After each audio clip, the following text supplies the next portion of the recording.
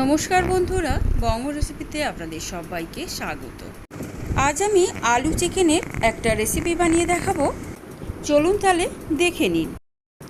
প্রথমে আমি গ্যাসেতে কড়াই বসিয়ে দিয়েছি সাদা তেল। আমি এখানে 2 চামচ সাদা তেল দিয়েছি। তেলটা গরম হয়ে গেছে, দিয়ে দিলাম 1 চামচ রসুন কোচানো আর 1 চামচ আদা কোচানো। আদা আর রসুনটাকে একটু ভালো করে ভেজে নিচ্ছি। আদা রসুনটা এখানে ভালো করেই ভাজা হয়ে গেছে। এবারে আমি এর মধ্যে দিয়ে দিলাম একটা মিডিয়াম সাইজের পেঁয়াজ কুচানো। পেঁয়াজটাকেও আমি এখানে ভেজে নিয়েছি। এবারে আমি এর মধ্যে দিয়ে দিচ্ছি চিকেন। আমি এখানে বোনলেস চিকেন নিয়েছি আর চিকেনটাকে ছোট ছোট করে কেটে নিয়েছি। এবারে পেঁয়াজের সাথে চিকেনটাকে একটু ভালো করে নাড়াচাড়া করে নিলাম। এবারে এর মধ্যে দিয়ে দিলাম 2টো লঙ্কা কুচানো।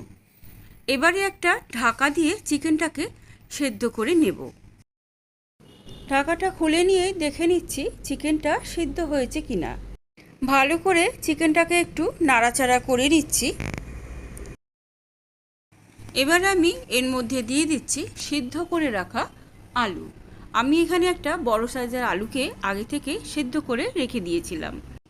আলুটাকে দিয়েও আবার একটু ভালো করে চিকেনের সাথে নাড়াচাড়া করে নিচ্ছি। চিকেনের সাথে আলুটাকে ভালো করেই নাড়াচাড়া করে নিয়েছি। এবারে আমি এর মধ্যে দিয়ে দিলাম পরিমাণ মতো নুন।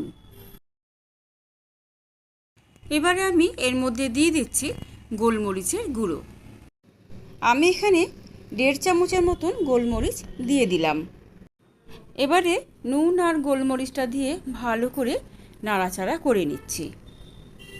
এই রেসিপিটাতে আমি কিন্তু জল ব্যবহার করছি না। দিয়ে দিলাম 1 চামচ ঘি। ঘিটাকে দিয়ে এবার আমি ভালো করে নাড়াচাড়া করে নিলাম। ভালো করে নাড়াচাড়া করে নিয়ে আমি এবারে এর মধ্যে দিয়ে দেব ধনেপাতা কুচানো। পরোটা বা রুটির সাথে এই রেসিপিটা কিন্তু খুবই ভালো লাগবে। আমার এই চিকেন আলু মরিচের রেসিপিটা যদি আপনাদের ভালো লাগে তাহলে প্লিজ একটা কমেন্ট করে জানাবেন। আর যদি ভালো লাগে তাহলে একটা লাইক করে শেয়ার করে দেবেন। আর যদি নতুন বন্ধু হয়ে থাকেন তাহলে প্লিজ আমার চ্যানেলটাকে একটা সাবস্ক্রাইব করে দেবেন।